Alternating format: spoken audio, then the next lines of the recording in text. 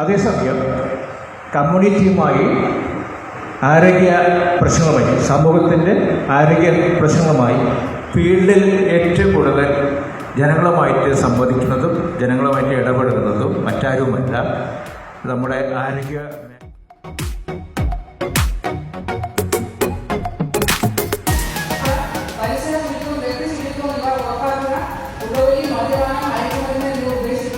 നല്ല ആരോഗ്യശീലങ്ങൾ ആനന്ദകരമായ ജീവിതത്തിന്.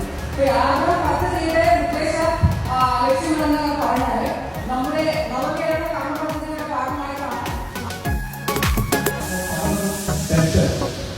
സ്ട്രെസ്, ഇതെല്ലാം മാനസികാരോഗ്യത്തിന്റെ ഒരു എന്താ പറയാ, അതിന് മാനസികാരോഗ്യം ഇല്ലായ്മയുടെ ലക്ഷണങ്ങളാണല്ല. ഡിപ്രഷൻ, ഇതൊക്കെ നമ്മൾ ഡിപ്രഷൻ നമ്മൾ അസസ് ചെയ്ത് കഴിയുമ്പോഴത്തേക്കായിരിക്കും നമ്മൾ അറിയുന്നത് അതിന്റെ ഏതെങ്കിലും ഒരു ലെവലിൽ നമ്മൾ ചിലപ്പോൾ മാറിയിട്ടുണ്ടെന്നുള്ളത്. അപ്പൊ അതുകൊണ്ട് തന്നെ മാനസികാരോഗ്യം വളരെ ഇമ്പോർട്ടൻ്റ് ആയ കാര്യമാണ്. നമുക്കറിയാം, അടുത്തിടെ കേരളത്തിൽ നടത്തിയിട്ടുള്ള ഒരു പഠനത്തിൽ തെളിഞ്ഞിട്ടുള്ളത് 3-ൽ ഒരാൾക്ക് രക്താതിസമ്മർദ്ദമാണ്, 5-ൽ ഒരാൾക്ക് പ്രമേഹമാണ്.